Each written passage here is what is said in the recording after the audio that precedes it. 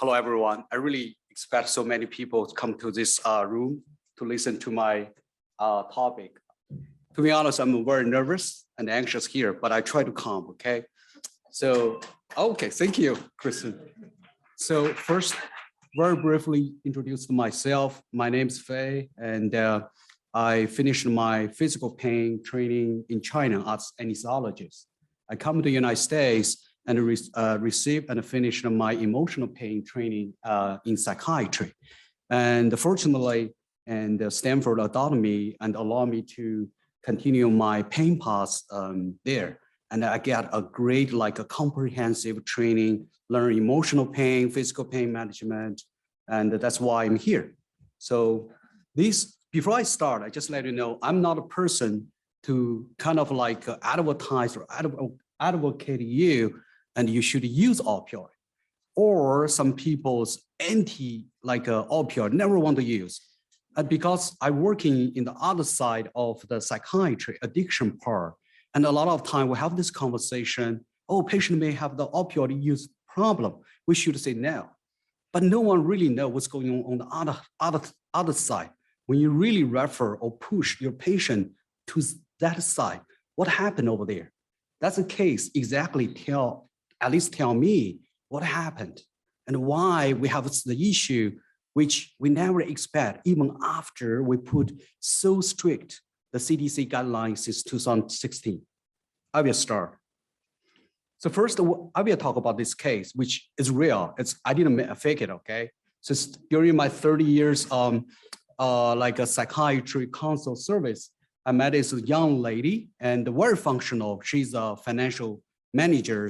And but unfortunately, 10 years before, she got a motor vehicle accident and multiple spine surgery of that. And she tried like a traditional non-opioid approach, PT, OT, different medications, chiropractors, and anything kind of like a community's pain specialist or primary care physician can think about it. She already tried. And finally, her primary care physician kind of exhausted, put her into the opioid oxycodone.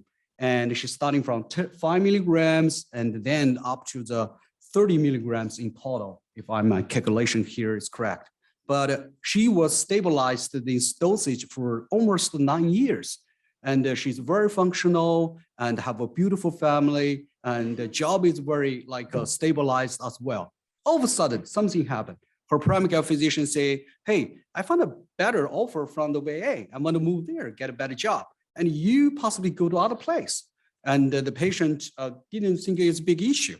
Then she tried to move her case, her care to other doctor. And someone reviewed her chart in the past years. Her PCB did a great job and set great boundaries about oxycodones. And every single time when she come to visit, and the primary care physician always after the counting of the opioid or the oxycodone remaining, and the patient never have any issues. But after that, after PCP left, she only have 75. So she bend her head kind of back to everyone. But you possibly already know answer. And most of the pain specialists or the primary care doctors say no. And she kind of frustrated. She just used that kind of like amount of the opioid and kind of like spread out and use other really PRN, and also try to detox her opioid use problems through the alcohol. So because of this slice or time limitation, I didn't tell the whole story. The whole story is she ended up using alcohols and also get some like a medication, oxycodone narcos from the friends. And when friends cannot give more, she went to street, buy the heroines or other stuff, fancy stuff, and also end up using the methamphetamine as well, because cheaper, it's also accessible, easy. So basically I try to tell, initially when you're going back, she has a legitimate reason to use opioid, but because we say that's automatically, we don't want to get any trouble. We want to protect our license, which is very reasonable. However, when we say no to patient and everybody say no, have we really think about it? What happened to the patient? when they're going home crying, have a excruciating pain, when they look at the bottle, only 1 or 2 left, they lost the hope. The next step, easy, go to straight. $25. Anyone knows how much it's one pick, like a 1 tablet of the oxycodone volumes? Possibly not, because you guys are not the psychiatry or addiction knowledges. But we know the price. It's very, very cheap.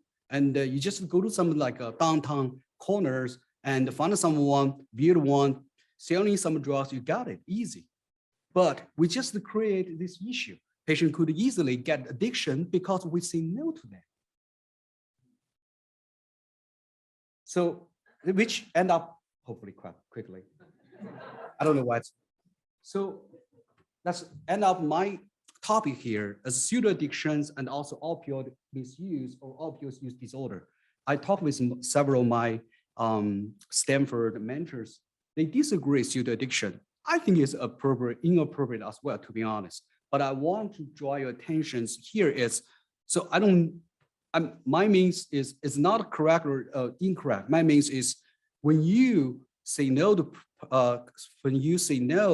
for anyone who need opioid prescription, have been stabilized for years and years, and you assume they may have the addiction.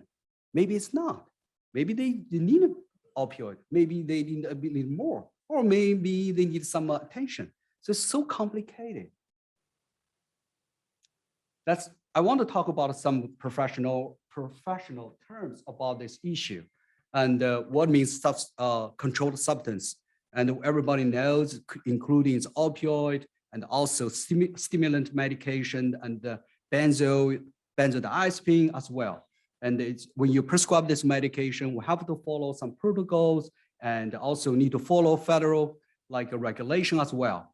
And what means prescription drug misuse is patient may have some issue, for example, taking medication, opioid with alcohol, or don't want too much, sell to the friends or neighbors, get extra money. We call it misuse. But when we're really talking about use disorder, it must satisfy some criteria.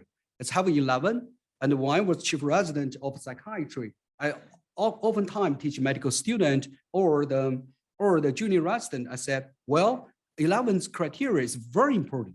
However, if you only interested in the criteria is not correct. The most important is functional.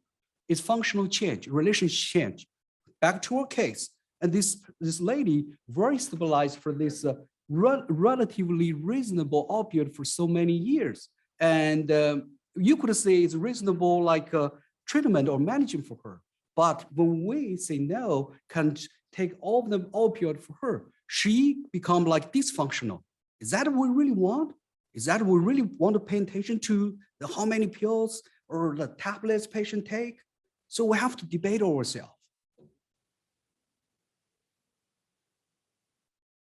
I don't know why it's slow, okay?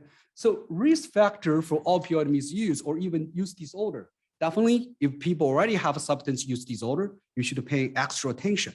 And also some mental health issue, yes, but also severe pain as well. Remember that if pain is under control and the patient is exhausted or kind of lose the hope, and their last step is go to straight because it's easy, accessible. So according to the 2018 analysis of a national death report, sorry, I cannot really see that. So suicidal rates significantly increase if we tape in, with uncontrolled pain. But if we stop the opioid, all of a sudden can also cause the cardiovascular issue, which can cause the death as well. And in 2017, and the FDA want that sudden decreased dosage of the stop opioid in patients who have depend on or use that for years can cause serious withdrawal symptoms, uncontrolled pain, and a psychological issue as well. And I try to make it fancy, but it didn't. So back to this, back to this graph. I copied this from the CDC website. I didn't make it, okay? Just let you know. and it's not my data. And back when we zoom in the X line, the bottom line, and we could clearly see since 2016, the overdosing deaths related to opioid is not going down, it's going up and dramatically. So what happened? It's okay. So it's definitely something happened over there. So we assume because we say no to the patient who kind of like taking medications in the legitimate reason, all of a sudden everybody say no. So a lot of people have to go to the street to get a second alternative choices such as heroin or fentanyl. So when we do this, do we really ask the patient their opinions or options? Or do we provide any treatment? If we say no, do we say, hey, can you go to taper? Or could we give other treatment for you? Or when we give the fancy OT or PT or acupuncture, do we really care about how much insurance cover? And never punish the pain. And this is Dr. Dowell about kind of like a further explanation about the CDC guideline. That's why they will make big change soon in April. I try to make quick. I'm sorry for that. And also the CDC keep updating this guideline. I highlight some here. A patient already received long-term high doses opioid, and we should give like or Ampercy or Simpercin to them, and also always make it like a good taping off plan and taping slowly, and to minimize the risk related to the opioid withdrawal or some other psychological issue. And this is kind of like rough for CDC keep changing. They know something's going wrong or not correct. That's why they keep updating. And hopefully we can have something new. Again, I'm not a person to tell you you have to use or you should use. I just want you to know when we stop or we say no, do we really think about what's the consequence for that, especially everyone. That's it. Thank you.